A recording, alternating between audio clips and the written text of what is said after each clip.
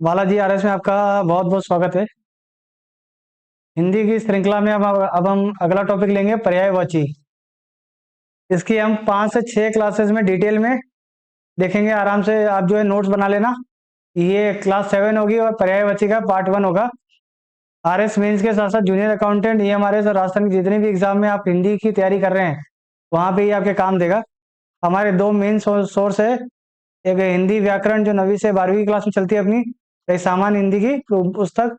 मेरे बारे में इंट्रोडक्शन है। आरएस मीन्स 2 बार एक सेंट्रल गवर्नमेंट एम्प्लॉय और राजस्थान में भी करंट में सर्विस में हूँ मैं। तो स्टार्ट करते हैं। आराम आराम से देखना। और हर एक शब्द जो आपको पता नहीं है, जिस शब्द को आपको आपने पहली बार देखा है, पहली बार पढ़ा है, उस शब्द को नोट कर लेना आप। और हिंदी की ग्रामर सुधारने का यही तरीका है कि जितने ज्यादा आप शब्दों को देखोगे, जितने ज्यादा उन शब्दों को लिखोगे, वहां आपकी जो है शब्द शुद्धि में इंप्रूवमेंट आएगा। तो अपना अपना पहला शब्द है अमृत। तो अमृत की पर्यायवाची है मधु, सोम, अमीय, सुधा और पीयूष। ऐसे याद कर लो, मधु, सुधा, सोम, अमीय और पीयूष। मधु, सुधा, सोम, अमीय, पीयूष। एक दो बार आप बोलेंगे तो आपको याद हो जाएगा। मधु, सुधा। आपको जो मेंस में आएंगे, कोई भी एक शब्द देगा, उसके 4 पर्यायवाची आपको लिखने हैं। हो सकता है आपको 2 भी आए, पर आपको जो 4 मिनिमम याद रख लेना चाहिए। और ये भी हो सकता है कि अमृत ना पूछ के आपको मधु का पर्यायवाची पूछे या पीयूष का, सुधा का। तो आपको 5 पर्यायवाची आपको ढंग से याद होने चाहिए। तो मधु, सुधा, सोम, अमी, पीयूष। अगला है अग्नि। कुछ शब्द जो आपको याद है वो तो वैसे ही लिख दोगे आप, आग, ज्वाला। ठीक है। और अगला है पावक, अनल, कृषाणु। पावक, अनल, कृषाणु। कृषाणु याद रख लेना, कृषाणु ऐसे लिखते हैं, पावक, अनल, कृषाणु। आग, ज्वाला आप 2.2 तो लिख दोगे, 2 और याद रखने आपको, पावक, अनल और कृषाणु। अगला है असुर। तो दैत्य, दानव, राक्षस। तो दैत्य, दानव, राक्षस आप लिख दोगे, 2 और याद कर लो, धनुज और रजनीचर। रातों को चरने वाले असुर, रजनीचर और धनुज। दानव का, दानव के जो दानव से जन्मे हैं वो धनुज। अगला है अरण्य। अरण्य होता है जंगल। अपने वेदों में पढ़ा होगा अरण्यक साहित्य। तो वहीं से है अरण्य, यानी कि वन, जंगल। कानन, विपिन, दाव, अटवी। तो वन, जंगल आपको याद रह जाएगा। कानन, विपिन याद कर लो। कानन, विपिन, दाव, अटवी। कानन, विपिन, दाव, अटवी। और आप जब अगर एक पेज पे लिख रहे हो ये जितने भी इंपॉर्टेंट शब्द है, तो उनको जैसे मैंने लिखा है आप वैसे ही लिख दो। मैं 3-4 बार इसलिए बोल रहा हूँ ताकि आपको लिखने का समय भी मिल जाए। तो अमृत का होगा मधु, सुधा, सोम, अमी, पीयूष। अग्नि का आग, ज्वाला, पावक, अनल, कृषाणु। आप टोन में याद करो। जैसे कि मैं 2 की जोड़ी बना रहा हूँ तो 2 में याद करो। और अगर 3 का बना रहा हूँ तो 3 में बना, जैसे कि दैत्य, दानव, राक्षस, फिर धनुज, रजनीचर। धनुज नाम का है, रजनीचर है, ऐसे याद कर लो। वन, जंगल, कानन, विपिन, दाव, अटवी। अगला है अतिथि। अतिथि का पर्यायवाची है मेहमान, पाहुणा। ये पाहुणा याद रख लेना, पाहुणा ऐसे लिखा जाता है। तो पाहुणा जी आते हैं ना, वैसे पाहुणा। आगंतुक, जो आ रहे हैं वो अभ्यागत। आगंतुक, अभ्यागत। तो मेहमान, पाहुणा, आगंतुक, अभ्यागत। अंधकार का हुआ अंधेरा, तम, तमर, तिमिर। ठीक है। अंधेरा, तम, तमस, तिमिर। तम, तमस, तिमिर। इन तीनों को साथ में याद करना है आपको। तम, तमस, तिमिर। अगला है अंत। अंत में तो आप अवसान, किसी का 17 अवसान होता है, वैसे उसे याद कर लोगे, अवसान, आखिर और नाश, संहार। किसी का अंत हो, किसी का नाश हो, किसी का संहार हो, किसी का उन्मूलन करना। और इति, तो अवसान, आखिर, नाश, संहार और उन्मूलन और इति। ऐसे लिखना है आपको। हाँ, ठीक है। अवसान, आखिर और उन्मूलन साथ में बोलो, बोले नाश, संहार और इति। अंतराल होगा अंतर, मध्यांतर। अंतर, मध्यांतर, समयांतर। अंतर, मध्यांतर, समयांतर, समयांतर और अवकाश। ठीक है। इस तरह से आप इसको याद करो। तो जितने इसके हम बार बार रिवीजन क्लास भी लेते रहेंगे ताकि आपको पर्यायवाची ढंग से याद हो जाए, क्योंकि ये आपको जो है आसान होते हैं और इससे आपको बहुत सारे शब्दों का अभ्यास भी हो जाता है। जितने भी आप शब्द ये नए नए पढ़ रहे हो, अभ्यागत हुआ, उन्मूलन का भी शब्द देख लेना, उन्मूलन में मुंह छोटा नहीं बड़ा हुआ आता है। और फिर मध्यांतर, समयांतर, ये इति, इति याद कर लो कि इति पूछ सकता है आपसे कि इति के पर्यायवाची बताओ, तो इति मतलब अंत को ही इति कहते हैं। तो इति अवसान, आखिर, उन्मूलन, नाश, संहार। अगला है अंतर्ध्यान। किसी का अंतर्ध्यान होना, यानी कि कोई लुप्त हो गया हो, गायब हो गया हो, आंखों से ओझल हो गया हो। तिरोहित और तिरोभूत, इन दोनों को साथ में याद करना। लुप्त, गायब, लुप्त, गायब, ओझल। ओझल में भी ज नहीं होता, झ होता है, ओझल, आंखों से ओझल होना। तिरोहित, तिरोभूत, तो तिरोहित, तिरोभूत। तिरोभूत का पर्यायवाची ज्यादा तो पूछा जाता है, ये याद कर लेना। अगला है अंश। अंश किसी का भाग होता है, किसी का शरीर होता है, हिस्सा, कोई पक्ष हो, सहायक हो, अंश। अवयव, अवयव याद कर लेना, अवयव। तो भाग, शरीर, हिस्सा, पक्ष, सहायक, अवयव। सहायक, अवयव। अगला है अंतरंग। अंतरंग मतलब अंदर की चीज होता है, आंतरिक होगा, भीतरी होगा। अंतरंग मित्र होता है तो मैत्रीपूर्ण होता है, घनिष्ठ होता है। तो मैत्रीपूर्ण घनिष्ठ को साथ में याद कर लो। और अभ्यंतर, अंदर को अभ्यंतर बता, अभी अंतर, अभी अंतर, अभ्यंतर। आंतरिक, भीतरी, मैत्रीपूर्ण, घनिष्ठ, अभ्यंतर, अंतरंग के पर्यायवाची। अगला है अक्सर। अक्सर के चार पर्यायवाची क्या होंगे? एक तो अधिकतर होता है, अमूमन होता है, ये अक्सर चीज, ये घटना अक्सर होती रहती है, मतलब ज्यादातर टाइम अधिकतर होती है, बार बार होती है, प्राय होती है। अमूमन ये घटना घटती है, तो इसको इस तरह से याद कर लो। अधिकतर, बार बार, प्रायः, अमूमन। अगला है अनादर। किसी का अनादर करना, किसी का निरादर करना, अपमान करना, किसी की बातों की अवहेलना करना, किसी का तिरस्कार करना, तौहीन करना। ये तो आप लिख लोगे आराम से। अगला है अकस्मात। कोई चीज अकस्मात हो, अचानक से हो, एकाएक हो, सहसा ही हो, घटना घट जाए। तो अचानक, एकाएक, सहसा। अनाज का होगा अन्न, दाना, धान्य, धान, शस्य। तो अनाज का अन्न तो आपको पता ही है, दाना, ठीक है, दाना, धान्य, धान, धान्य, धान एक ही शब्द है।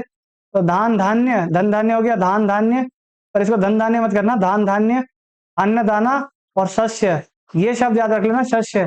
शस्य को भी अनाज ही कहते हैं। अगला है अकाल। अकाल, सूखा, काल, दुर्भिक्ष। ये शब्द ये लिख लेना, दुर्भिक्ष। दुर्भिक्ष का मतलब भी अकाल होता है। तो सूखा, काल, दुर्भिक्ष। तो अन्न, दाना, धान्य, धान, शस्य, अचानक, एकाएक, सहसा, निरादर, अपमान, अवहेलना, तिरस्कार, तौहीन। अगला है अखंड। अखंड हो, अभंग हो, किसी को भंग नहीं किया जा सके, जिसका छिन्न न किया जा सके, अछिन्न।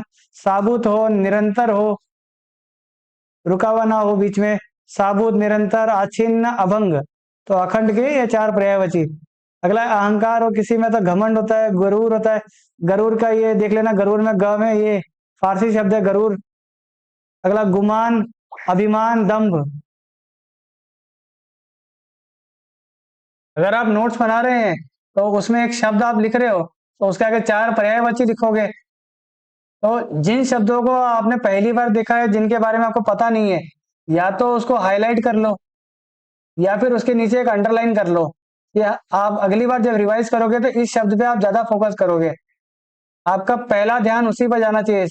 मैं तो यही कहूंगा कि आप हाईलाइटर ले लो, ताकि आपके जो ये शब्द जो है, जितनी बार आपके सामने से जाएगा उतना आपके लिए आसान होगा ये चीजें। जैसे अछिन्न है, ये शब्द के नीचे आप अंडरलाइन कर लो। साबुत, निरंतर, अभंग। अभंग भी आपने शायद नहीं पढ़ा हो तो अभंग के नीचे कर लो।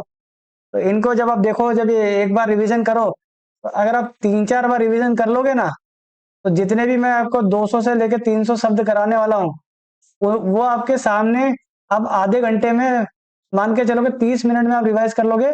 और एग्जाम तक आते आते ऐसा हो जाएगा कि 10 मिनट में आप पूरा रिवाइज कर लोगे। आपके पास एक पेज में, 2 पेज में उन्हीं शब्दों का संकलन होगा जिसमें आपको डाउट होगा।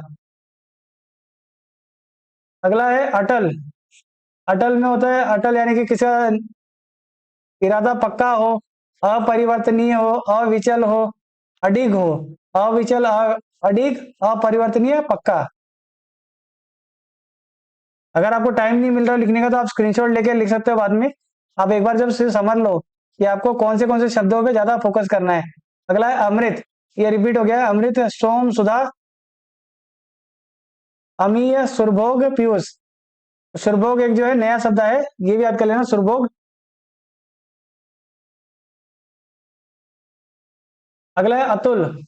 अतुल यानी अतुल, कोई अतुलनीय हो, बेजोड़ है, बेमिसाल है, बेनजीर है, अनुपम है।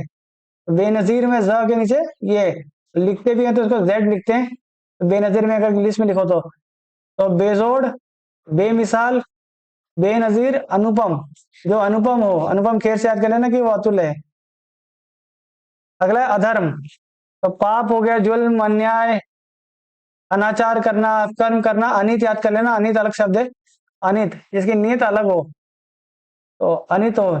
पाप, जुल्म, अन्याय, अनित, अनाचार, अपकर्म। अगला है अधर्मी। तो नीच, गिरा हुआ, घटिया, पतित आदमी, निकृष्ट मनुष्य, ऐसे याद कर लो।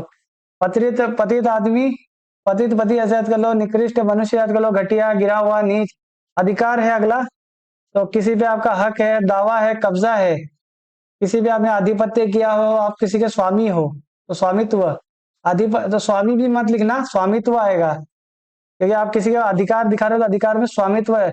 ये शब्दों की ये शुद्धि भी याद रखना कि आपने वहां पे स्वामी लिख दिया तो वो शायद आपको सही ना दे। स्वामित्व होगा, अधिपत्य होता है, कब्जा, दावा, हक। अगला है अनुपम। तो अनुपम में अतुल तो हमने पढ़ ही लिया था एक शब्द। अगला है अनोखा, अनूठा, अद्भुत, निराला। तो अनोखा, अनूठा, अद्भुत, निराला, अतुल। अगला है अधीन।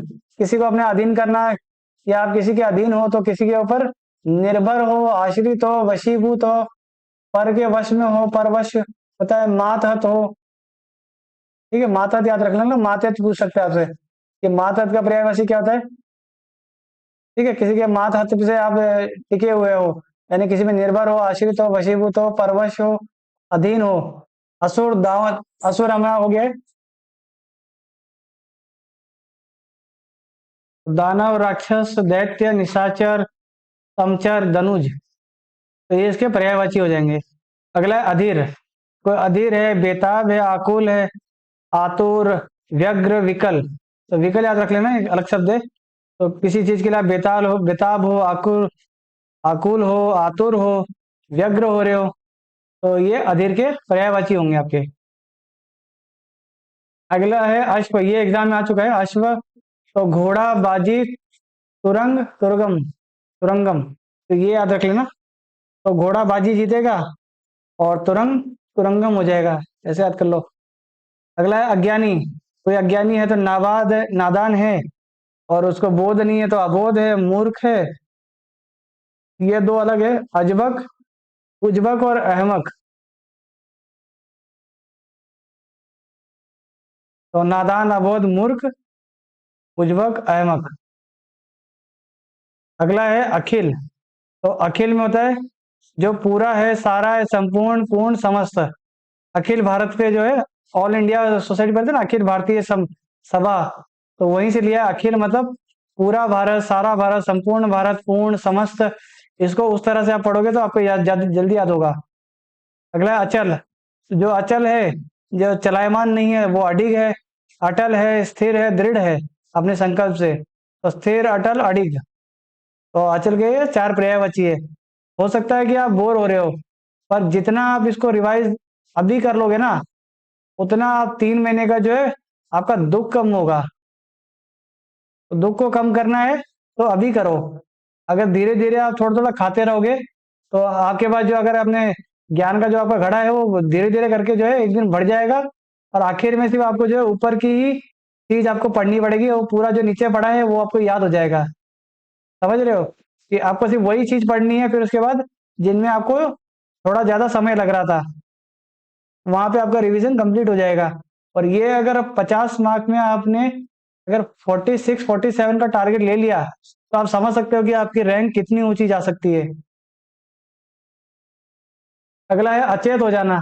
चेतना से विहीन हो जाना, यानी कि बेहोश हो जाना, मूर्छित हो जाना, किसी चीज का बेखबर हो, चेतनाहीन हो। ठीक है, अचेत का एक तो डायरेक्ट मीनिंग यही बनता है, चेतनाहीन। संज्ञाहीन हो गया, तो बेहोश, मूर्छित। तो मूर्छित में आप देख लो ना, मूर्छित में आधा च भी आता है, ये नहीं कि आप मूर्छित में छ लगा के छोड़ दोगे। इस शब्द पे गौर करना, बेखबर, चेतनाहीन, संज्ञाहीन। अगला है अनंतर, तत्पश्चात, फिर, बाद में, के पीछे। वैसे ये पूछेगा नहीं तो इस पे ज्यादा जोर मत दो। अगला है अनिष्ट, किसी चीज अगर आपको ये भी देख लेना, अनिष्ट नहीं, अनिष्ट है। अनिष्ट होने यानी अशुभ होना, बुरा, अहितकर होना, अमंगलकारी घटना। तो इसके 4 पर्यायवाची ये होते हैं अनिष्ट में। अब सिचुएशन के अनुकूल होना, यानी अनुरूप होना, किसी के संगत होना, अनुसार होना, मुवाफिक होना। तो ये मुवाफिक शब्द आपने कभी लिखा नहीं होगा, एक बार आप लिख लेना कि मुवाफिक लिखते कैसे हैं। तो अनुसार, संगत, अनुरूप। साथ साथ नोट्स बनाते रहना, और अगर आपके अगर लग रहा हो कि तेजी जा रही है तो आप जो है स्क्रीनशॉट लेके रख लो, एक बार पढ़ लो, फिर उसके बाद ना 15 मिनट लगेगा इसको लिखने में। अगला है किसी चीज का अनुकरण करना, यानी कि नकल करना, देखा देखी या घटना करना, अनुसरण करना। तो ये इसके पर्यायवाची हो गया, अनुकरण, नकल करना, देखा देखी करना, अनुसरण करना। आप किसी की अनुमति ले रहे हो तो मंजूरी ले रहे हो, किसी से आप आज्ञा ले रहे हो, इजाजत ले रहे हो। इजाजत देखना कैसे लिखते हो, जा के नीचे और जा के नीचे दोनों में नीचे बिंदु आएगी। सहमति ले रहे हो, स्वीकृति ले रहे हो। तो स्वीकृति में कुछ लोग ऐसे स्वीकृति भी लिख देते हैं, तो ये गलत है, स्वीकृति का ई बड़ा होगा। अनुरूप, किसी के अनुरूप हो, तो किसी के समान हो, समरूप हो। तुल्य रूप हो, समतुल्य रूप होता है ना, मिलता जुलता। तो ये इसके पर्यायवाची। समान, समान नहीं होता, समान होता है, ये समान होगा वैसे।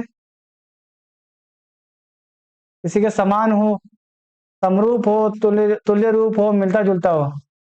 अगला, किसी से आप अनुरोध कर रहे हो तो किसी से आप प्रार्थना करोगे, विनती करोगे, निवेदन करोगे या याचना करोगे। ये 4 आपको याद होंगे। अगला अभ्यर्थना, ये याद रखना, अभ्यर्थना। ये ऑफिशियल लेटर में लिखा जाता है अभ्यर्थना का, किसी को आप जो है किसी उच्च अधिकारी को जो है आप अभ्यर्थना भेजते हो, तो ये आपके उसमें भी काम आएगा, पारिभाषिक शब्दावली में।